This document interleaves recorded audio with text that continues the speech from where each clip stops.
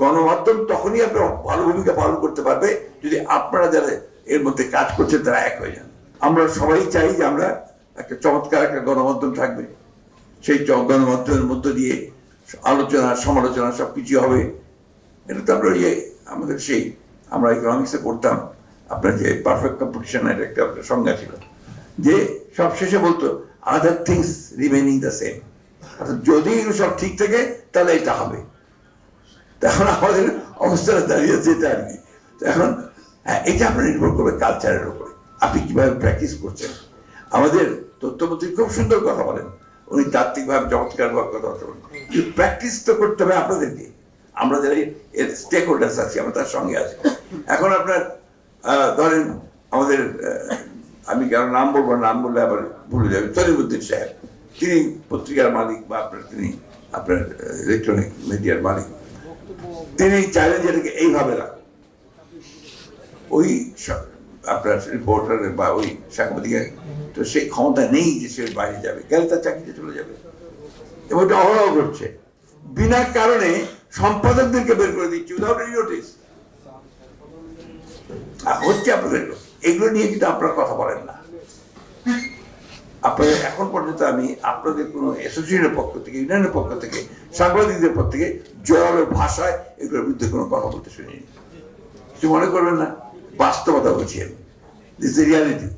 আপনাদের মধ্যেই তো সমস্যাটা, এই সমস্যাটা একটু দয়া করে এখন আপনাদের নিজেদের স্বার্থে এখন গণমাধ্যম তখনই আপনার ভালো ভূমিকা পালন করতে পারবে যদি আপনারা যারা এর মধ্যে কাজ করছেন তারা এক হয়ে যান, তা নাহলে এটা হবে না। RICL TMX, যুগের পর যুগ স্থাপনা থাকে মজবুত।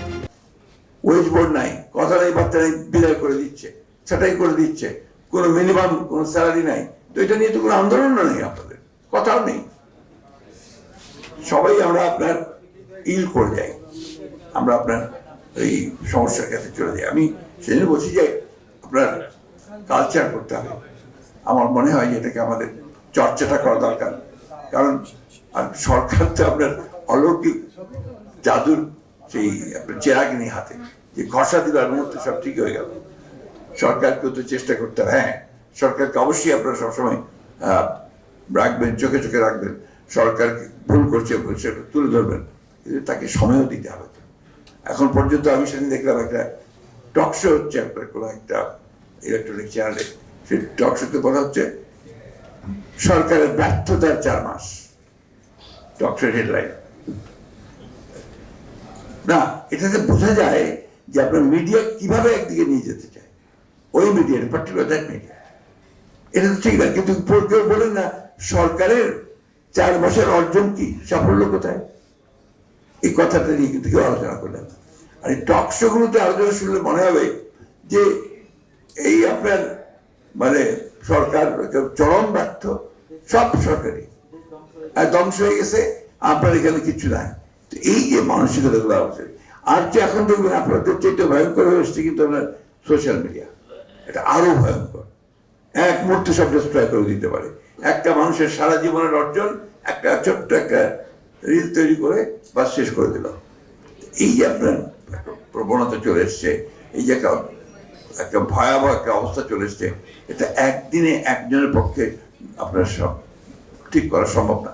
জামাত ইসলাম যত বেশি হঠকারী আচরণ করবে, আওয়ামী লীগ ফিরে আসার সম্ভাবনা তত বাড়বে।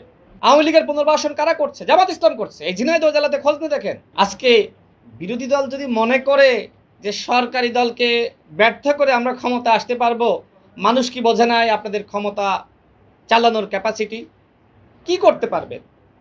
সর্বত্র সর্বোচ্চ আওয়ামী লীগকে সুযোগ করে দেওয়া ছাড়া আর কিছুই করতে পারবেন না।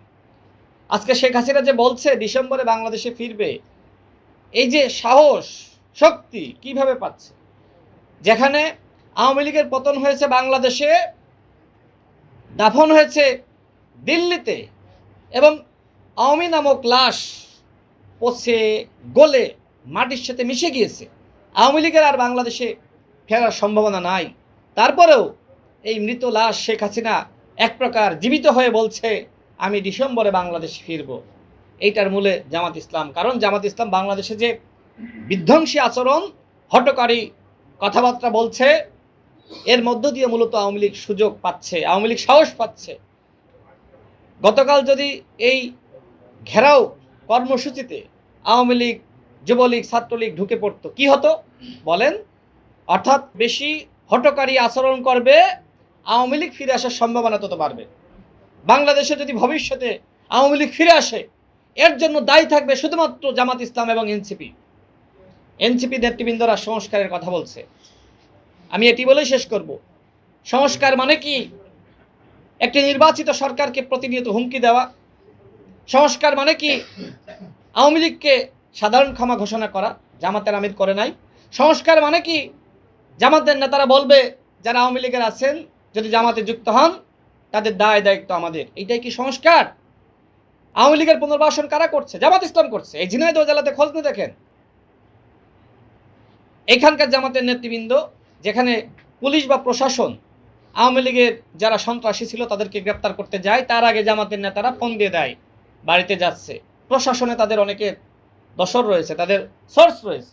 এই জামাতের সোর্স যারা প্রশাসনে রয়েছে তারা তথ্য দিয়ে দেয়, এবং এটি করেই কিন্তু এই খুলনা বিভাগে জামাত ইসলাম ভোট পেয়েছে। আওয়ামী লীগের ভোটে তারা এইভাবে খুলনা বিভাগে তাদের দখলদারিত্ব শুরু করেছে, কিন্তু বিএনপির নেতৃবৃন্দ ধৈর্য ধারণ করছে।